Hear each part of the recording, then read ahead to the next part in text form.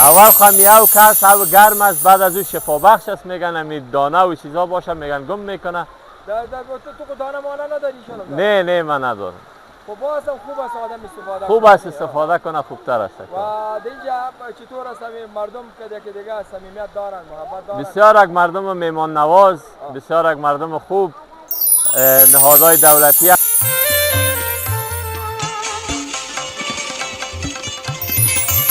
طبیعت هست. حالا ولسوالی ها، در ولسوالی ها هم نظرهای مختلفی چیز داریم ما و فکرهای مختلف را داریم. اما در قسمت ولسوالا الحمدلله ولسوالی که فعلا داریم به نام ولسوال ساج سالم و بسیار مرد خوبی، آگاه، مجاهد، غریب پروری. بس پاڑی گریوان نن بملومی گیزر کوم خوچ بین میدان سنگلاق توسل دی او بل شاخه د دې د پغمان توسل ده چې فعلا نن په سړک باندې کار دی چې د پغمان څخه د سړک وصل شي او یوه دره بله ده په نام د پارسو وند چې دا دره د شکردرې څخه وصل کېږي. شکردرې څخه سرحد لري. شکردره د کابل دې سره ده او داسې خو د دې عمومي سړک د بامیان سره بندم عمر لکان یو خدا اینجا که ما معرفی شدیم حتما که مردم ما جلسه داشتیم، ملکا جلسه داشتیم که مردم هم جلسه گرفتیم و ما باید میان دادیم و برمت میان دادن دیگه. با دروس که داخل قماندانی میگیم ما تعلیم تربیت داریم، سواد آموزی داریم که از طرف صبح 8 بجه شروع میشه، 11 بجه ختم میشه. هر روز درس میخوانیم. صلیب کافر برپاو ماری غازیان نن بملومی گیزر خوب است همه قابلی پلاو قرمه داشی چیزا جور میکنیم دیگه. موتورای فورت نداریم دیگه، موتورای باربری است مکمل دیگه. در حساب غذایشی دیگه خوب است، شکر میخوره مردم. دوباره هم پس برگشت میکنه اگر غذای خوب نباشه. بلوی دی پورنو کی یو دادا پر پیٹ پوسی ریشه از اینا زیادتر مردم ولسوالی شیخ علی داغدار است. یک تعداد محدودشان مالدار هست، چون ولسوالی شیخ علی یک دورترین ولسوالی ولایت پروان میباشد که خیلی یک ولسوالی دراز و دوری ولسوالی ولایت پروان ولسوالی شیخ علی هست که از مرکز خیلی فاصله زیاد دارد. دیگه مردمشان زیادتر به باغداری و مالداری وابسته هست.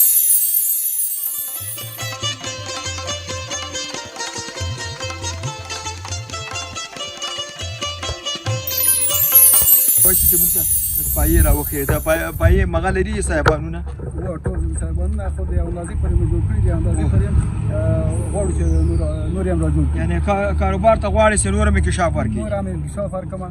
دغه هم د تیلو پایې دي، دا هم د تیلو پایې دي، دغه بغل ته هم دا د ال پي جي د ګاز ورته وایي، موټرو ته ګاز ورکوو، دا هم د ال پي جي پایه ده. یعنی دلته په شاګرد ولسوالۍ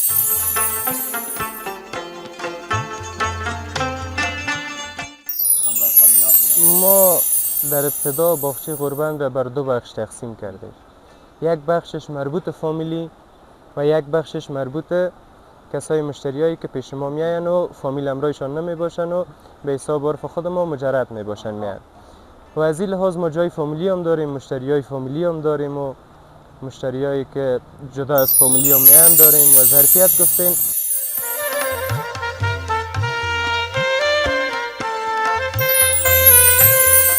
راکته سي د مالی سي دلته په هغه کې ماین اجرات وسی، یعنی په هغه کې په غوربند کې او زمونږ په ولسوالۍ کې خلک بیچاره دي، ډېر پیسې موږ نقص کیږي. ها یعنی همدا مشکل کې د تاسو کم سي د تاسو مشکل نه لري. نور مشکل نه لري. نه دا هغه څنګه دي نرخونه څنګه دي؟ دغه نرخونه د کابل نه لټي دي، دا خټکی موږ خرڅو په مان په یو سل شل پي. دا کوم خټکی دي؟ نومې چې دا ګلالي خټکی دي. د کوم چې دي؟ دا د بغلان دي.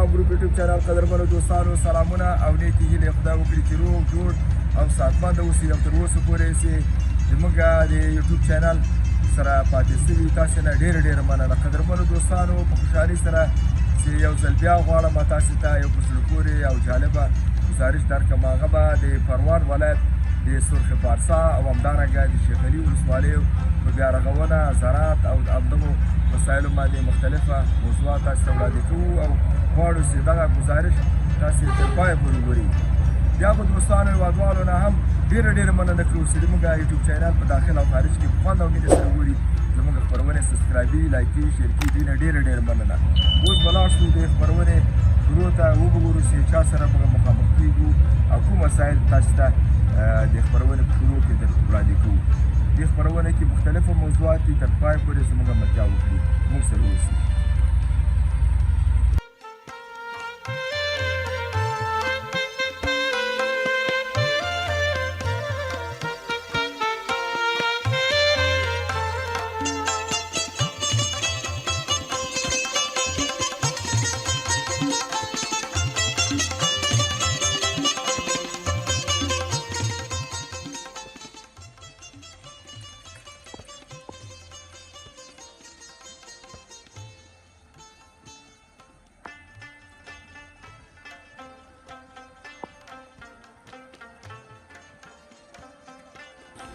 نام چی است؟ نام محمد. برای چی آمدی؟ برابودی. در کجا؟ در تنگی ترکمن. خو این تنگی ترکمن میگه؟ آره تنگی ترکمن. اینجا چی هستم و مردم ها خوا است؟ چی گپ است؟ یک گپ هم میگه آبودی میکنه کنه بود میره خانه. این کمالاتی یو چی است؟ کمالات یوی گرگه و در گرم است یا خد امروز آبودی میکنه. آره تو که دوجه بری اوجا خنک نمیخوری؟ خنک نمیخوری؟ او گرم است. آره گرم داره سردم داره خو او بازی میشه دیگه؟ او بازی میشه؟ چقدر چخور هستی به چخوریایش؟ چخوری جو که چخوری جواب نیست. اولا او کنی اولا کامه. خب چطور از اینجا شب و روز مردم گشت گذار کرده میتونه؟ شب گشت گذار نمیتونه. شب کسی نمیه؟ نه شب نمیه. یعنی مردم میترسه دیگه حتما نه؟ از این بازی میاو میترسه حتما. نه از داو میترسه اگر امنیت خوب است نه؟ بسیار خوب بسیار. پیش بیا جان کاکاشی بیا. پیش بیا گپ بزن ماشین. نامه کی چی است؟ ها؟ مجیب جان ساعت تیر شد یا نه؟ کم یا زیاد؟ زیاد. این تو بازی رو در زندگی کرده بودی؟ نه. یا اولین دفعه است؟ خب این خاطرات که در کابل بودی با چی میگی برای دیوالایت؟ برای دیوالایت چی قسم میکنی؟ من دیوالایت میگم که بیا ایجا بیا در ترکمن بیا بازی کنه لذت ببره کیف کنه. پیامت برای مطالعاتان و کسایی که در میله دمی تو جای تقریب نه و با کدام نکات مد نظر بگیرید که جدودی نشوه ناپاکی نشوه کثافات خشک دیگه نندازن. پیام چی است؟ پیام ما به تمام جوانان نمیسته که نکات مختلفی که از طرف امر بالمعروف و نهی از منکر مقرر شده نظافت مراعات کنند، همین حجاب خود مراعات کنند تا که مسئولین که از تیر میشه که چادره به کس مزاحمت نکنه. کدام پیام خاص ندارم، همیشه جور و صحتمند میشه. تشکر از خودت. بخیر باشی.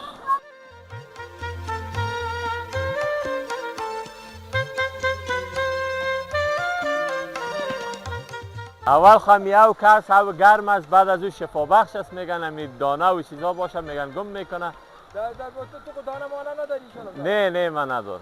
خب باز خوب است آدم استفاده خوب است استفاده کنه، خوبتر است. و دیگه چطور است مردم که دیگه صمیمیت دارن، محبت دارن؟ بسیار یک مردم میمان نواز، بسیار یک مردم خوب، نهادهای دولتی همچنان کلش خوب و سیاحینی که دیگه آمده برخورد از یا دیگه چطور است؟ بسیار مهربان، کل مثل برادر و همراه یکی دیگر رویه میکنن. امکانات اول خب مثال اینجا میتونن که یک حوض بزرگ جور کنن، میتونن سرکا بسیار یک ذره خراب است، سرکا را پخته بکنن، بسیار خامه است سرکا پخته شوه دیگه. این به مشکلات را اگر حل کنن بسیار از مردم از طرفای خارج هم ان شاء الله اینجا میاین. بله. مسجد بخی نیست در این منطقه.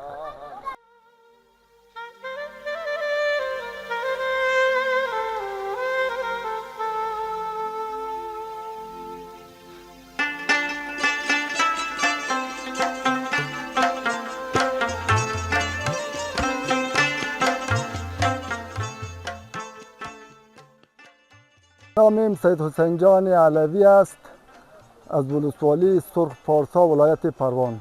ماشاءالله علوی صاحب، همین در مورد خواسته های نفوس شما، یعنی خواسته های مردم شریف ولسوالی سرخ پارسا، اگر برای بیننده معلومات بدید که شما چی میخواین که امارت اسلامی برای شما او را برابر کنه تا که زندگیتان خوبتر و خوبتر شود؟ ما زیادتر چیزی که نیاز داریم در مورد زراعت زیاد نیاز داریم بزرگوار عزیز. مردم ما زیادتر دهقانکار است، کسب کار می دهقانی است و دهقانی و زراعت بسیار زیاد دوست هم داره. از جمله کود ما بسیار قیمت در اینجا میاد. گندمای تخمی اول حساب نمیآید، اگر بیاید بسیار و قیمت میاد و در این مزید چیزا دهقان وقتی که حاصلات خود جمع میکنه حتی مصرفی امو کود و مصرفی گندم و مصرفی امو گو و کنده و ماشینالات را که به حساب کار میکنه در آخری مصرف خود اونمو نمیکشه. ماشاءالله امسال حاصلات زراعتی شما چی بود؟ چی را گرفتین و چقدر اما مصارفی که کرده بودین چقدر مفاد کردین؟ حاصلات که ما خوب بیادر یک جا پرسان کردیم لوبیا را دیگه 800 روپیه میگفت، در کابل 600 روپیه بود. دیگه دلیلش چی است که دیگه ارزانی است یا در کابل ارزانی است؟ نه مالی هم در کابل هم قیمتی است، در اینجا ارزانی است. همون لوبیای ما را که کشت میکنیم او خو 800 گفته، هر کسی که گفته سیر 300 کس نمیخره. چی میگی؟ تو قبول کو این سیر 300 کس نمیخره. اما ما میگم که چیزی که صادر میکنیم، بله چیزی که ما فروشی داریم و اصلا سودا نمیشه. مال سیر مردم سیر میشناسین نه؟ مال هم سیر مردم در مجموع گفتاده ولی قریب در رو گنده شدن که سیر در کابل کیلو سیر په بود. در اینجا کیلو سیر 1.5 کس نمیخره. این سیبای ما بسته گنده.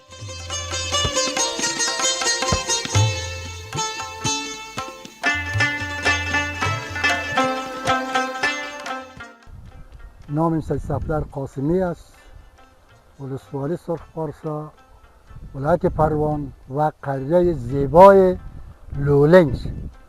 در قسمتی هست که دهن تنگی میگرد. دهن تنگی اژدهار مشهور است و قسمت را هم که دیدین آب گرمی هست اونجا. ماشاءالله در زیبا در اینجا هستیم و بسیار زیاد خوش آمد. حاجی صاحب در مورد زمین گپ بزن که امسال نسبت به دیگه سالا چقدر در اینجا در حکومتداری در اداره و منیجمنت ولسوالی در اینجا تو خوبی ها را دیدی؟ نسبت به سابق چقدر توجه امارت اسلامی از سر زندگی خوب شدن مردم؟ طبیعت هست. حالا ولسوالی ها در ولسوالی ها هم نظرهای مختلفی چیز داریم و فکرهای مختلف را داریم. اما در قسمت ولسوالی الحمدلله ولسوالی که فعلا داریم به نام ولسوالی سید سالم و بسیار مرد خوبی، آگاهی، مجاهد، غریب پروری که از ساحه قربان زمین پرواز کرده در همینجا ولسوالی سرخ پارسا مقرش هست. الحمدلله مجاهدینش با ما کدام برخوردی خشونت هیچی نداره. باقیش میمانیم به خود مجاهدینش دیگه هرچی کنه گپ خود داره. آخری گپ ما که هدف برنامه ما می است که مردم شما از امارت اسلامی چی میخواد که امکانات برای شما برابر کنه؟ می به اندازه یعنی که ضرورت اشد باشه برای مردم سرخ پارسا او چی است؟ کدام امکانات برای شما برابر کنه؟ امکانات در اینجا از لحاظ آب صحی در این ساحه بسیار کمیاب چیز داریم. از لحاظ زراعت توجه خاص وقت چیز دیده که ما بتانیم به او زراعت بریم و یک بازارابی نداریم.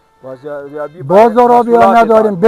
ببینید صاحب امسال زردالو بابا در هر جای قربان زمین بوده آسیب پذیر بوده که چیزی نبوده بسیار کم. نه و سیب ها هم همونطور. ما مثلا دو سیب دوا نیاز داریم.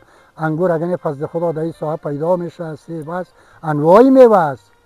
اما توجه از دولت داریم که چیزا را همکاری با ملت. کود قیمت است. مردم سیر کش کرده امسال سیر.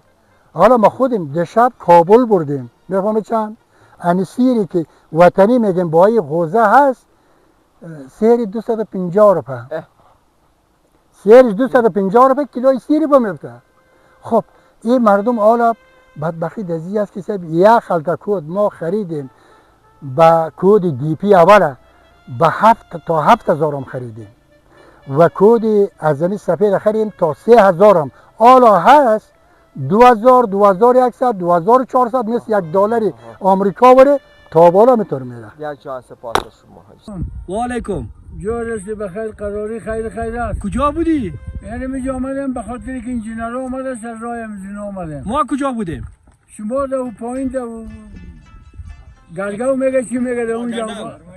چی میکردیم؟ اونجا بازی میکردن که فیلم پر میکردن چی میکردن؟ ما گوشنای کابل بودیم. خب در ارتباط با امی قریه تان گپ بزنین. چند قریه دارین و زندگی مردم چطور است؟ زندگی مردم بسیار خراب است. خرابی چی است؟ خرابی سیل آمده یا چطور؟ او با کلی نیست، سیل آمده جوی پلچک سیل برده. دیگه برادر جانی سرک خراب است. دیگه کل چیز خراب است، یعنی مالی او خشکیست او قاطیست هیچ ما نمیافیم. پیش اولوسوال سب میرفتیم؟ نرفتیم تا بالا دیگه یک دفعه باز میریم. امنیت چطور است؟ امنیت بخی 100% آرامی. ارگانای امنیتی میگردن؟ بله ها. بازخواست و پرسان میکنن؟ بله ها. خب عقل خوب است یا بخت؟ هم عقل خوب است هم بخت. خب پیام چیست؟ پیام اینه که برادر جانی یک پلچگاه ما جور شود، سرک ما جور شود، شفاخانه برای ما جور شود. دیگه مردم بسیار غریب و بیچاره است. کسایی که تجار هستن اینجا بیان سرمایه گذاری کنن؟ بله ها. چی میگی برش؟ بیان سرمایه گذاری کنن، فارم ماهی جور میشه، فارم مرغ جور میشه. فرمانی است. فرمانی هم است. فرمانی است. دیگه چی؟ تشکر. سلامت باشید.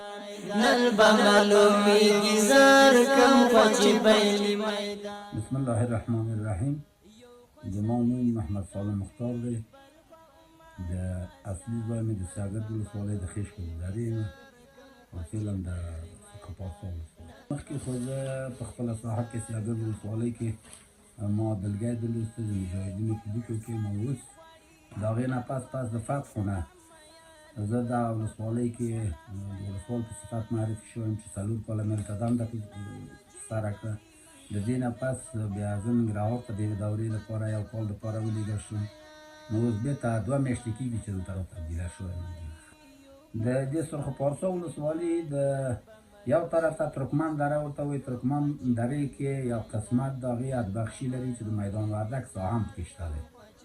ترکمن دره چې تقریبا یو څه ساحې ته ورځي بیا هلته یو نښه لري چې هغې نه خواته میدان وردک مربوط کېږي. او بل یوه دره ده په نام د سرخو د درې چې دا د دغه حزب اسلامي په وخت کې د دې نوم درې سبز کېښودل شوی او درې سرخ نوم یې ترې لرې کړی. نو درې سبز منطقه یو شاخ د دې د سنګلاق سره وصل دی او بل شاخه د دې د پغمان سره وصل دی چې فعلا نیم په سرک باندې کار دی چې د پغمان سره د سرک وصل شي. او یوه دره بله ده په نام د پارسا وند چې دا دره د شکردرې سره وصل کېږي. شکردرې سره سرحد لري. شکردره د کابل دې سره دی او داسې خو د دې عمومي سرک د بامیان سره وصل دی. د خلکو ژوند په څه شي ولاړ دی؟ د خلکو ژوند خو دوی دهقان خلک دي. زراعت لري. د میوې د قابل د مڼو نه او د زردالو نه او دغه شیان او نور په دې ساحو کې اکثرا کچالانو دا شیان کېږي او غنم کرل کېږي. د دې ژوند د زندګي په دغه باندې چرخېږي. او دلته دوی د تعلیم سره د مدرسو سره څنګه د معارف کچه څنګه ده؟ د مدارسو کچه څنګه ده؟ الحمدلله تعلیم سم د خلک ډېر ښه علاقه لري او رسیدګي ورته کېږي او شوې ده. په دې کې دارالعلوم هم شته دی الحمدلله په یو دره کې چې د سرخو درې په نام باندې ده او مکتبونه هم شته دی چې دغه فعلا په دې ترکمن درې کې یو مکتب یوه لیسه وه چې دا زړه او غیر معیاري جوړه شوې وه او تخریبېدلو په حالت کې بیا د خلکو نوم ته خپله پیشنهاد وکړ چې موږ په شخصي هزینه باندې دغه مدرسه دغه عماروو لیسه که ستاسو اجازه اوسېږي. بیا موږ څلورو ریاست نه ورته اجازه واخیستله چې نن یې هغه د تخریب مکتوب راغلی ورته چې دا لیسه زړه لیسه تخریب شي په ځای باندې نوی ورته اعمار شي. نو دا خلک د دغه تعلیم سره ډېر علاقه لري او ډېر کوشش کوي چې خپل تعلیم په ښه کچه باندې کوم. او صحي چارې لکه څنګه چې چارواکان لري دي دلته کلینیک شفاخانه سره هم دوی دلته خو یوه 50 شفاخانه لري په دالولن ساحه کې، خو نور اطراف کې واړه 2-3 کلینیکونه شته دي. که درته ووایم د صحي په برخه کې د لرې پرتو منطقو ته سمه رسیدګي نشي کېدلی، ځکه 2-3 کاله مخکې داسې سیار کلینیکونه وو په موټرو کې دوایي بیوړل او په ساحو کې ورته توزیع کوله خلکو ته، خو اوس فعلا هغه هم نشته دی. نو د صحت په برخه کې یو څه نیمګړتیاوې شته دی چې د خلکو سم کول. لا د اولو ورځو د فتحو نه چې زه دلته راغلی یم تر اوسه پورې یعنې یو وایي فیر هم شوی نه دی او د خلکو د نظام په مقابل کې هېڅ نوع غبرګون موږ نه دی لیدلی. الحمدلله خلک ډېر د اسلامي امارت سره متحد او همکار دي. والا د سړک د هر څه نه خو اشد ضرورت د سړک دی چې دغه د ترکمن درې سړک په باره کې زه د ریاست الوزرا پورې تللی یم، د هغو حکم مې واخیسته د سړک د پخېدلو، ځکه دا حلقه‌یي سړک دی چې ولایتونه ورسره وصل کوي چې دا به د فواید عامې د وزارت د خوا جوړېږي. قطعي حکم مې ورته واخیستی چې په 15 کلن پلان کې نیول شوی دی، خو دا هر په کال یې پوښتنه کوو کوم تغییر کې نه دی راغلی، تر اوسه څه کار پرې شوی نه دی. تنها هغه سړک هم نه دی، دلته موږ د پارساو دره لرو چې د چاردې د ساحې نه یو پل ورته تاو شوی دی، نو د هغه خلکو هم د سړک ستونزې ډېرې زیاتې دي، مشکلات لري خلک. اشد ضرورت د دې خلکو فقط اکثریت یې د سړک په باره کې دی، ځکه چې دغه سړکونه که دا د سرخو د درې دي، د پارساو د درې دي، دا د کابل څخه نښلي دي، دا د دې تجارتي لارې ډېرې لنډې کېږي. یعنې که داسې په پروان باندې یو څوک په 4 ساعته کې ځي، داسې په 1.5 ساعت کې رسېږي کابل مرکز. ولس ته او سرخ پارساو ولس ته مې دا پیغام دی چې د اسلامي نظام په ټینګه ملاتړ واوسېږي او د دښمنانو په تبلیغاتو ونه غولېږي او خپل وطن ته خدمت وکاندي. که دا ولسونه د ورځې یوه تیږه راواخلي د آبادۍ په نیت دغه ځای نه تیږه راواخلي او دلته د آبادۍ په نوم باندې کېږي، نو هغه ملک به آباد شي. او که خدای ناخواسته د پردي په لمسون باندې یوه تیږه راواخلي د ورانۍ په نرخ باندې په نیت باندې وطن ورانېږي، نو وراني دې خدای ورکه کاندي. ښه شی هغه دي چې آبادي شي، د پردیو د غلامۍ نه ووځېږو. الحمدلله لکه څنګه چې اوس فعلا مستقل یاستو، همداسې مستقل واوسېږو، خپل ځان ته کار وکړو. ولې به په ایران کې اواره اوسېږو، ولې به پاکستان کې کباړ ولې د هلمند په دښتو کې موږ له جنګ نه مړه شو. بیا به وایي چې یو پیغام لرم او یو دغه کوم یادګار پرېږدمه چې مور یې ډېره مې یادېږي. نن به معلومیږي زر کم خوچی بیلی میدان، نن به معلومیږي زر کم خوچی بیلی میدان. یو کړي جون بسم الله الرحمن الرحیم. اسم فضل من الله شجاع، والد سیف الله، ولایت پروان، ولسوالی سیدخیل، قریه افتاش. ما اولا در ولسوالی سیدخیل تقریبا 3 سال وظیفه نمودیم. بعد از او رفتیم کوهستانی، تقریبا 2 ماه اونجا وظیفه نمودیم. بعد از او هدایت شفای شیخ صاحب ما را روان کرد به ولایت ننگرهار ولسوالی کامه که تقریبا 9 ماه اونجا وظیفه نمودیم. فعلا پس تبدیل شدیم به احساس مکتوب وزارت داخله در ولایت پروان ولسوالی سرخ پارسا. فعلا 5 ماه شده که در اینجا وظیفه می‌کنم. الحمدلله صاحب ولسوالی سرخ پارسا خیلی مشکل نیست و ما از طرف روز چک پوینت داریم، از طرف شو کمین گزمه داریم و مجاهدین ما الحمدلله هیچ هم بخیر نرمال است، برابر است، مشکل خاصی جا نیست.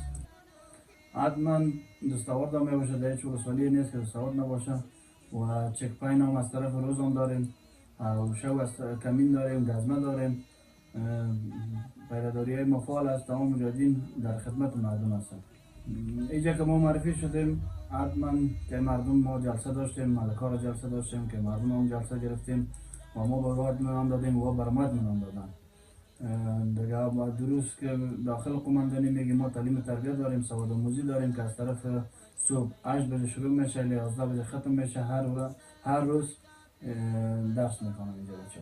اکمال میشه، امر و غنیات به ما میتن، عمل بسه میتن، هم از لحاظ وسایت هم ما میتن و که خراب هم شود پس برای ما جور میکنم بس سر وقتش.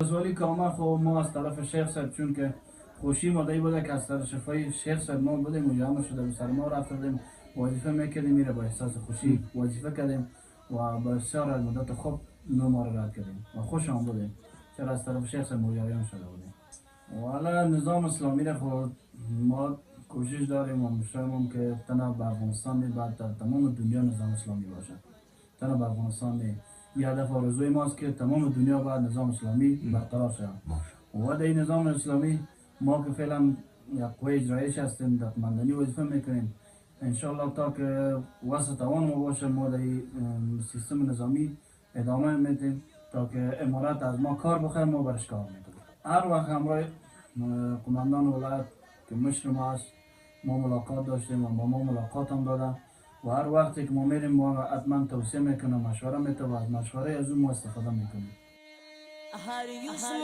قاید نختا وړاندې د زماري په شان نن به معلومیږي زر کوم خوشي بیل میدان نن به معلومیږي زر کوم خوشي بیل میدان یو خو صاحب کافر بل خو ماری غازیان نن به معلومیږي زر کوم خوشي بیل میدان نن به معلومیږي.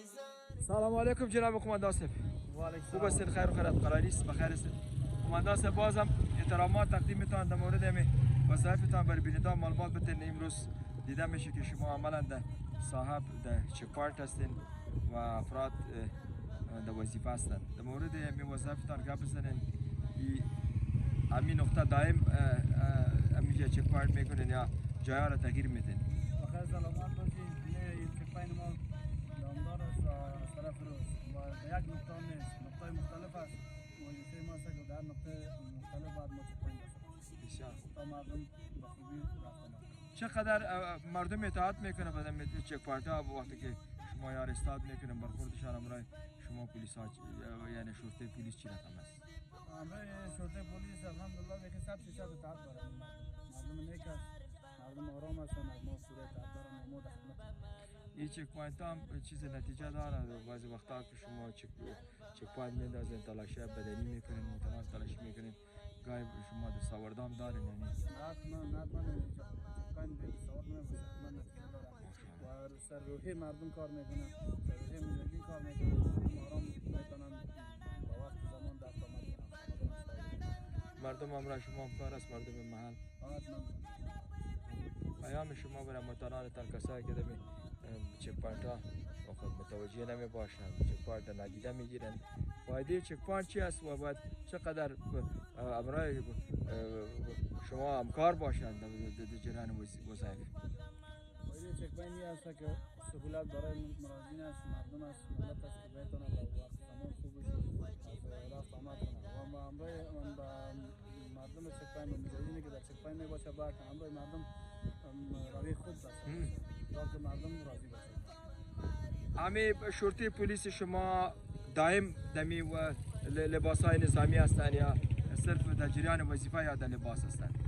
شرطه پلیس ما همیشه با لباس نظامی میباشن در غیر از که رسمیات یا خواب میشن در غیر از در پیدا چک پوینت کمین گزمه همیشه با یونیفرم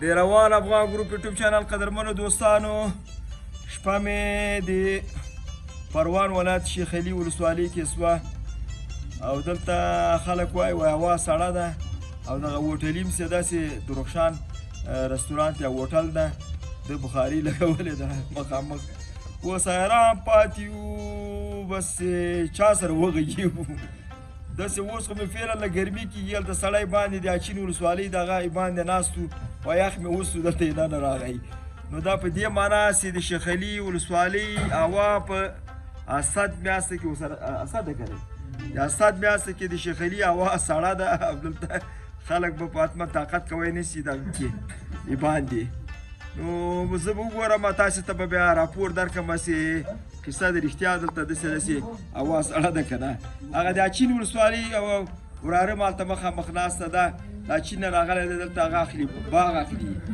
باغ خریداري کوي چې د باغ په خریداري کې به دی کامیاب شي که نه خو هلته یو بل ورور هغه را پلاو او قابلی په دغه شپې تقریبا 9 بجې که 9 بجې دي فرمایش ورکړی دی د هوټل او هغه پلاو ورته راوړی ده چای هم ورته ایښی ده او سړی به په کول هم لري که تک سور ده او دا هم ده او دا بل ورور هم دلته ناست ده دا ټول میلمانه دي دوستانو دا د شپې موږ سره غورې کوو کیسې کوو خو په دغه یخ او ګرمي باندې به دلته سبا بیا سبا به په همدغه یخ او گرمی باندې موږ بیا تاسو ته راپور درکو.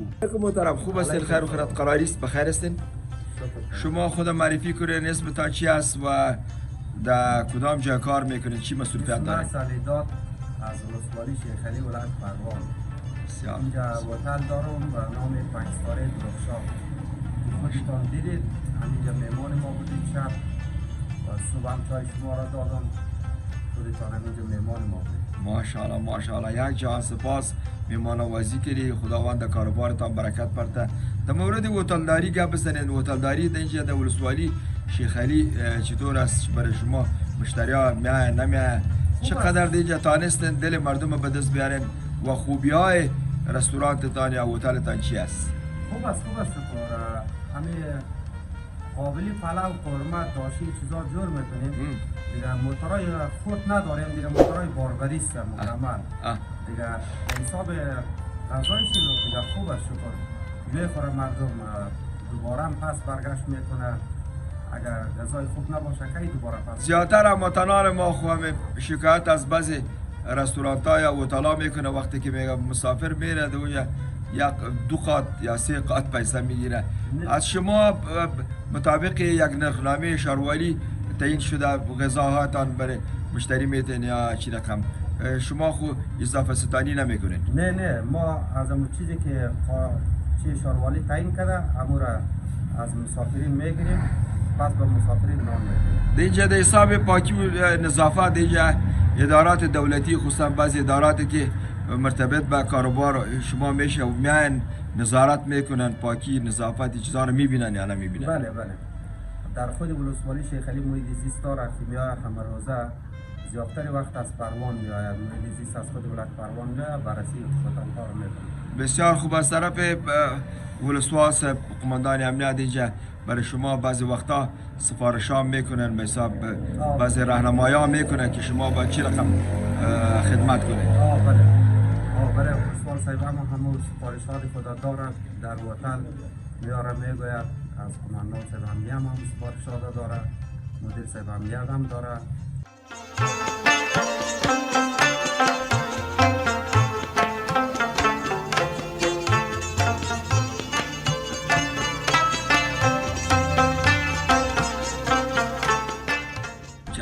سلام علیکم حاجی صاحب.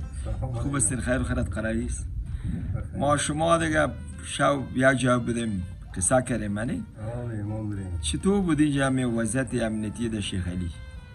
وضعیت امنیتی در شیخ علی فضیخان یکی آرامی است. فقط کالا داره بسیار امنیت شد. یعنی تو فضای آرام و امنیتی را در عمرت هم سابق دیده بودی؟ نه ما خود بیانه رو که یاد تیر نمیدونستیم. دیگر می آمدیم ما کسکیس شب از یاگرد و پایین و بالا و اینا بیانه تیر میگیریم.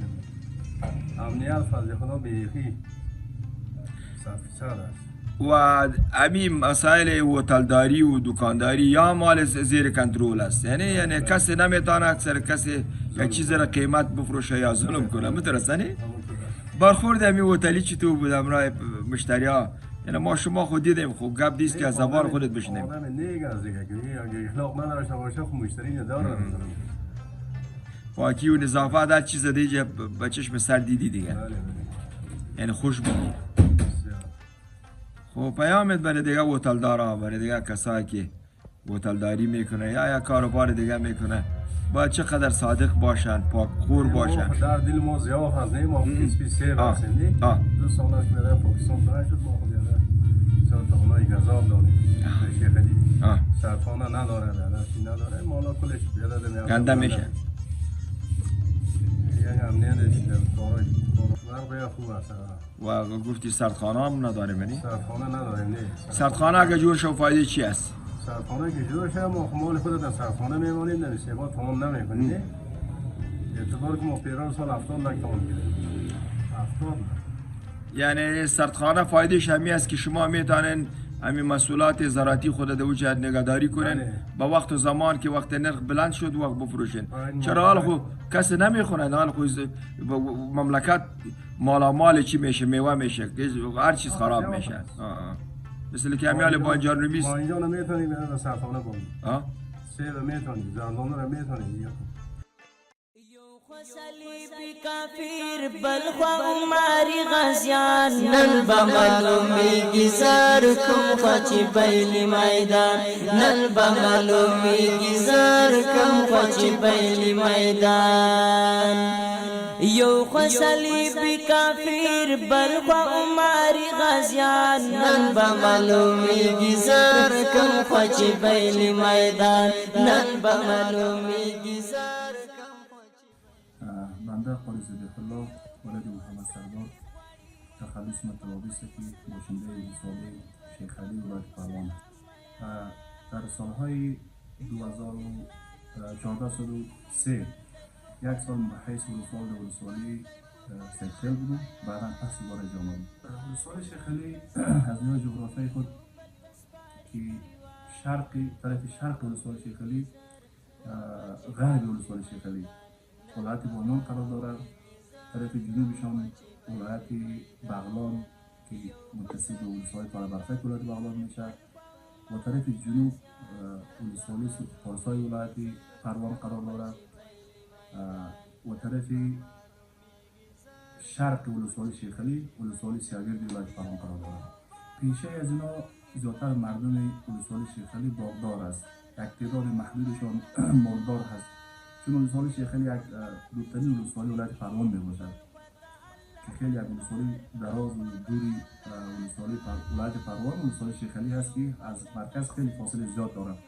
دیگه مردمشان زیادتر به باغداری و مالداری آغشته هست، کسی پیشهشان باغداری و مالداری هست. آب و هوایش آب و هوایش معتدل است، خوب است، نه زیاد سرد است نه زیاد گرم است. اما تا در زمستان سردتر هست، نزدیک کوتل هست، کوتل شیبری به موقعیتش ولسوالی شیخ علی است اینجا قرار دارد، نسبتا سرد می باشد. الحمدلله مردم شیخ علی 100% ملتش این پشتیبان نظام اسلامی هست، از حکومت امارت اسلامی خوشدار هست، چون مشکلاتشان به وقت رسیدگی میشه. از قلبا از امارت اسلامی ها سپاسگزار هستند، امنیت هست، مشکلاتشان به وقت رسیدگی میشه. یه ملت الحمدلله از امارت اسلامی خوشحال است، خوشدار است. صادرات از ولسوالی شیخ علی از قبیل میوه‌جات سیب است، زردآلو هست، بادام هست، دیگه چیزایی هست که از ولسوالی شیخ علی میره جای طرفی مزار میره، کابل میره. دیگه صادراتش از دیگه گندم و آرد و چیزا صادر میشه دیگه، طبعا دیگه برنج و روغن همهشون صادر میشه. الحمدلله یگانه جای شکر است که امیر مسلمان ها شیخ القرآن الحدیث شیخ سید الله حفظه الله تعالی این ابتکار بسیار خوبی بودن که علیه ملت افغانستان اعلام کرد که عفو عمومی هست. اگر خدای نخواست عفو نمیشد امکان به صدها و هزارها نفر جوهای خون جاری میشد در افغانستان، چون مجاهدین امارت اسلامی در طی 20 سال زیاد تکالیف دیده بود. شهیدای ما بسیار، حتی شهیدا مثلا در پشت موترها بسته شد، شما شاید واقعا خبر داشته باشید، دیگه به شهیدا بی‌عزتی شد. ولی امو الگو و امو پیشه‌ای که رسول معظم اسلام در فتح مکه که لا تدریب علیکم اليوم گفته بود و امیر صاحب امارت اسلامی هم امیر مثلا جاری ساخت، واقعا در این بسیار ما خوش هستیم. اگر این کار نمیشد زیاد جوهای خون در افغانستان جاری میشد. الحمدلله امنیت در سراسر افغانستان قبلا عرض کردم که 100% امنیت تامین هست و همچنین ولسوالی شیخ علی هم الحمدلله زنده ولسوالی های افغانستان است، زنده ولسوالی های مثلا ولایت پروان است که هم الحمدلله 100% امنیت تامین است. مردم در قبال امنیت خیلی اطمینان داره، خیلی اطمینان داره که واقعا مردم بسیار در فضای امن و قوت و برادری زندگی میکنه. وقت نوقت هر طرفی که میره کسی نظاری نیست که کجا میری، حتی کسی پرسان هم نمیتونه مثلا که چی کاره هستی، از کدام ملت هستی، از کدام قوم هستی، از کدام لسان هستی. الحمدلله یگانه چیزی که فعلا ما سرش مینازیم حکومت اسلامی هست و امنیت هست. دیگه در قبال بازسازی ان شاءالله ما پلان هایی داریم که باید ملت ما، مردم ما از بازسازی مثلا بهره مند شود. چیزایی که نیازمند است، نیازمندی ملت است، باید اونها مثلا مشکلاتشان به مشکلاتشان رسیدگی شود. انشالله کوشش میکنیم که به حد امکان چیزی که از توان مثلا ما باشد، حیفان ما نباشه، مثلا و بزرگای ملت اسلامی را ما میرسانیم که مشکلات مردم حل شود. گشت تقریبا چندین دفعه هیئت آمده به ارتباط اینها را سروی کرده، چون یک مسئولی بود که از قبیل خود از طریق خود دولت اعمال شده بود. و آلی هم مثلا آمده اینجا سروی کرده، انشاءالله هم قریب تکمیل شد. والی صاحب خود فرمانهایی که صرف 6 سال میاد در این ارتباط بزرگ تاکید میکنه که باید ما مرحمت پیش کنیم. نماینده والی صاحب هستیم، نماینده شیخ صاحب هستیم. فرمانهایی که میاد در این ارتباط مثلا در ارتباط مشکلات مردم که باید مشکلات مردم به اسرع وقت سرشان رسیدگی شود، چون ملت ماست، مردم ماست، از ما یک امیدواری دارد. دیگه در هر مشکلات که باشه انشاءالله ما آماده هستیم. و والی صاحب هم بزرگوار است، شیخ صاحب است، چیزی که از طریق پالیسی امارت است و ما عمل میکنیم، ما هم دستور میکنیم. انشاءالله ما آماده هستیم که او را سر مردم، سر ملت خود تطبیق بکنیم. در ارتباط برق و چند دفعه ما را مشکلات خود والی صاحب هم رساندیم، در رئیس دیشنا هم رساندیم. واقعا یک مشکل جدی هست. برق یک نعمت بسیار بزرگ است که باید مردم مستفید شود. متاسفانه که از این نعمت مردم شیخلی محروم است و مستفید نیست. دیگر چنها گفتم که فعلا امکانات نیست. دیگر ما یک وعده کرده که انشاءالله ما کوشش میکنیم که برق به ولسوالی شیخلی بیاید و مردم از این نعمت بزرگ مستفید شود. و تا فعلا هم نامده دیگر وعده کرده. انشاءالله ما امیدوار هستیم که این مشکلات مردم حل شود.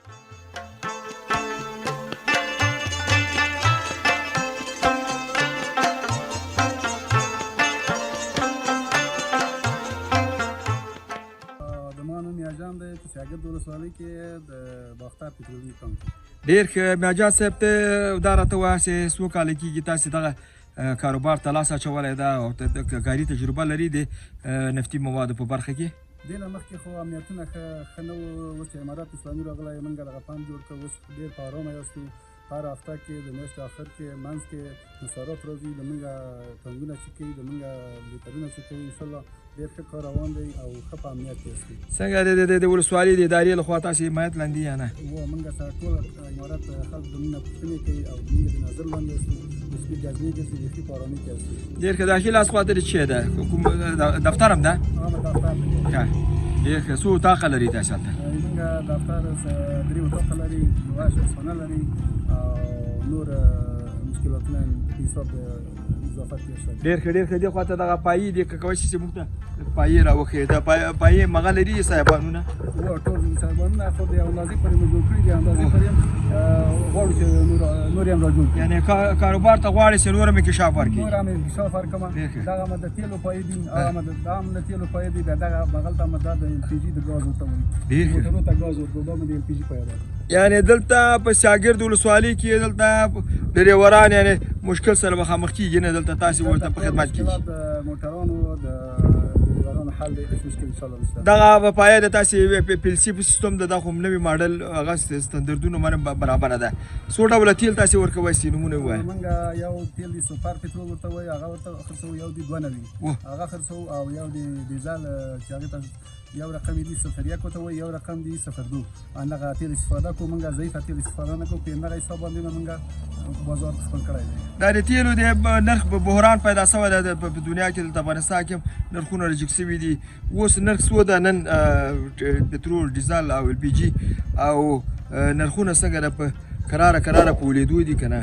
80 روپۍ کې فعلا ګاز روان دی او کیلو یې په 80 روپۍ کې پټرول روان دی، په 15 روپۍ کې ډیزل. څومره وخت کېږي چې دا نرخ ولاړ ده؟ دا نرخونه تقریبا یو هفته کېږي لږ لوړ شوي دي. دې نه مخکې ټیټ وو، خو دغه ورځو کې لږ لوړ شوي دي. هغه ستا امید ستاسې راولوېږي؟ د امارت اسلامي مسؤلین دا کوشش کوي چې نرخونه دې ته ټیټې کچې ته راکښته کړي. خبر شولو ووایې تاسې هغه هم لرئ د ګازو عمده په فروش هم لري که نه؟ موږ د ګازو د هغه تاسیسات هم لرو. د ګلبان ولسوالۍ کې د تاسیساتو خدمتونه هم خلکو ته ګازونه ورکوو، غونډۍ هم ورکوو، پاچې هم ورکوو. دغه د موږ تاسیسات ګاز دی دا مخکې دولت کې امنیت کې نه و موږ تحقیق کړی اوس امارات اسلامي راغی دا همدې ته برحاله کړ او موږ کار روان کړی د امارات اسلامي نه موږ ډېر خوشحاله یاستو موږ سر مال ټول په امن کې دی ګزمې ګرځي پوښتنه کېږي چې څوک دسه زیاتی نه کوي څوک دسه ظلم نه کوي موږ دې د امارات اسلامي نه خوشحاله یاستو څومره د آتش سوزي یعنې د اورلګېدنې د مخنیوي په برخه کې دلته تاسې کوم امکانات لري کوم شیان لري چې دلته کله خدای نخواسته چې کوم ورلګېدنه وشي څنګه په وخت او زمان تاسې ول کوی شي که نه الحمدلله زموږ په ولسوالۍ کې اطفایه شته دی زموږ هم اطفایه خو خپله شخصي نه لرو دلته ضد حریق لرو ضد حریق لرو چې دلته موږ ترې استفاده وکړو دلته باره بوټان کې مات کومه یو دوه درې ضد حریق یې که داسې لرونکی اور خدای نکرده حادثه وشي موږ ترې استفاده کولی شو او که راشي د اطفایې ته په ولسوالۍ کې اطفایې ته خبر ورکوم شمارې موږ ته راکړي هغه حاضرېږي انشاءالله مشکل حل کوي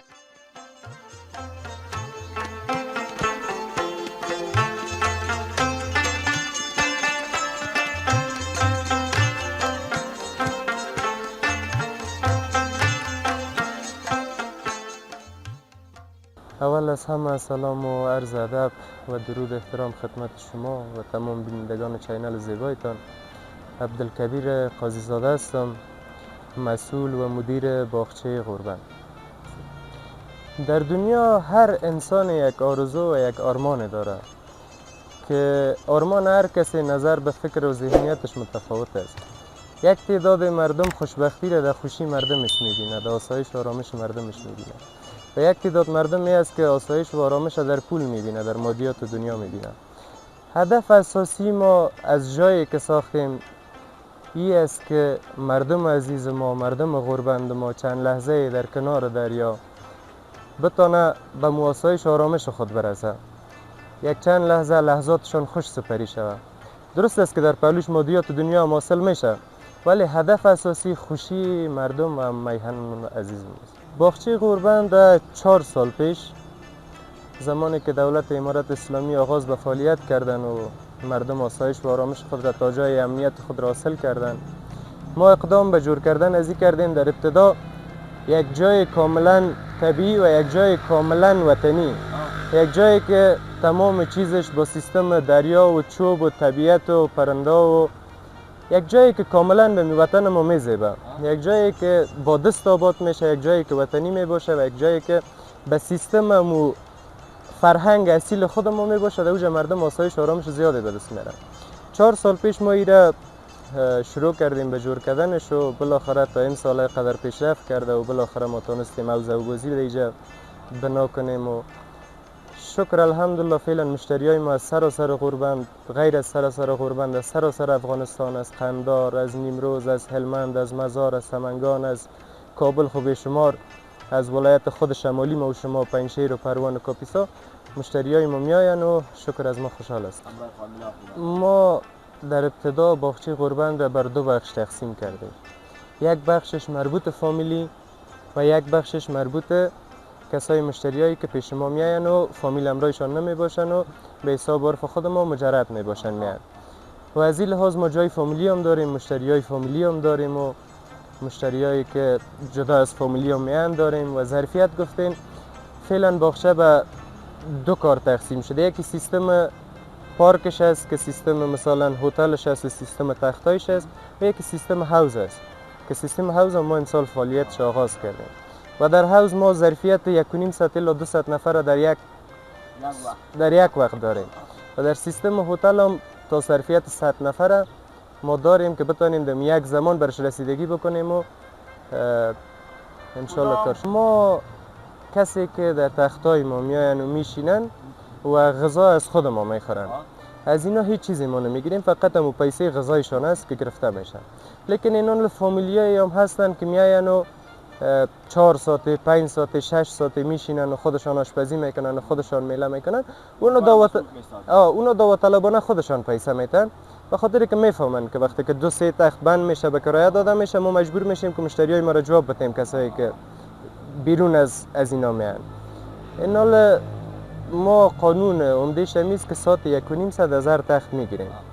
باز اینال جور آمدم که تو نظر به حالت خود مشتری است، یک مشتری میگه من پیسه ندارم. شکر الحمدلله تا امروز هر چقدر مشتریایی که پیش ما آمدن دوباره بالا به خنده از پیش ما رفتن. و کسایی هم که پلان دارن پیش ما بیان انشالله که برشان وعده میتیم که از پیش ما دوباره متخوشحال میرن و انشالله که از این طبیعت و از این جای و از این آب و هوای خوب غربند لذت میبرن و ساتشان تیرن.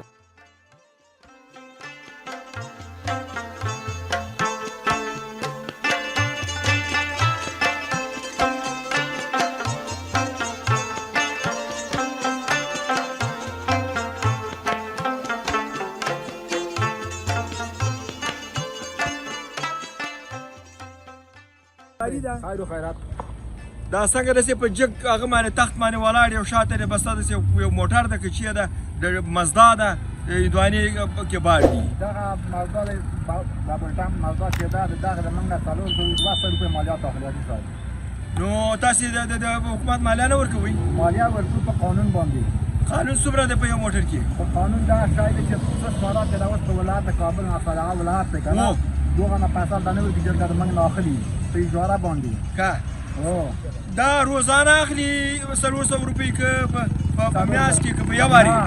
دا په درېش په ټون یې اخلي. درېش پکې دا موټر موږ خلاصو 4 پکې خلاصو 4,200 روپۍ د موږ نه اخلي. مال دا به یو وارې 400 روپۍ اخلي؟ نه دا اوس 80,000 افغانۍ د موږ نه اخیستې دي.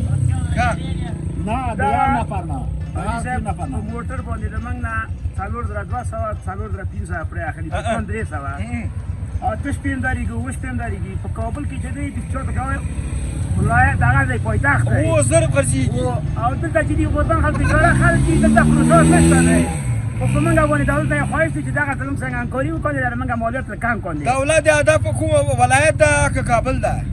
دا ولسوالي ده موږ عرب دی کابل منظورم دی کابل کې جو ما کابل کې یعنی نرخ راکته سي د مالی سي دلته په هغه کې ماین اجرات وسی یعنی په هغه کې په غربان کې او موږ په ولسوالي کې خلک بیچاره دي ډېر پیسې موږ نقص کیږي. ها یعنی همدا مشکل کې د تاسو کم سي دي تاسو مشکل نه لري نور مشکل نه لري نه دا هغه څنګه دي نرخونه څنګه دي دغه نرخونه د کابل نه لټي دي دا خدای کې موږ خسرو په مان په یو سره شل پي دا کوم خټکی دي نو می چې دا ګلالي خټکی دي د کوم چې دي دا د بغلان دي ګلالي خټکی او هغه خټکی چې شکرپاره ورته وایي شکرپاره نوم یې اورېدلی وو شکرپاره موږ اخذ یو سلبي کابل کې یو سلویا دي یو سلوي ته تاسو خرڅوي موږ دلته دي غندواني دي موږ ورکوو باندې په 70 روپۍ کابل کې دا غندواني په 80 روپۍ دي.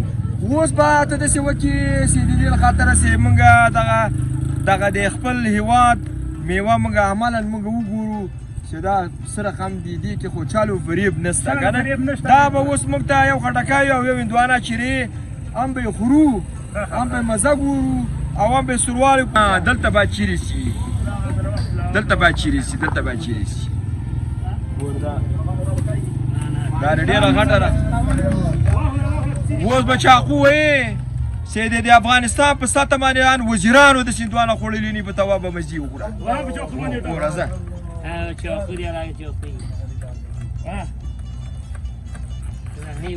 داسې په منډې وي ګوره په خره که نه منډې وي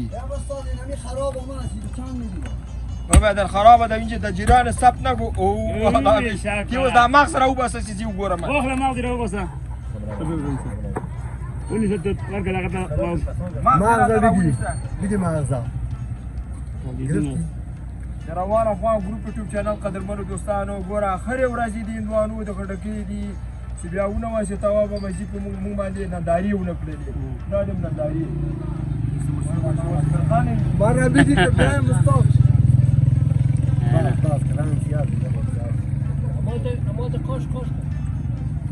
قاش کړه قاش که چې وی خوري ملمانه دي ډېر خوړلې دي بار قندارو په کندوزو په هرات کې به خوړلې دي د څه مزدار نه والا دا سره خو ډېر تکړه سره نه شي و ګوره د ستاره پیسې ونه ستو چې وي غالب ګل ته ځان بس چیرته شاګرد کې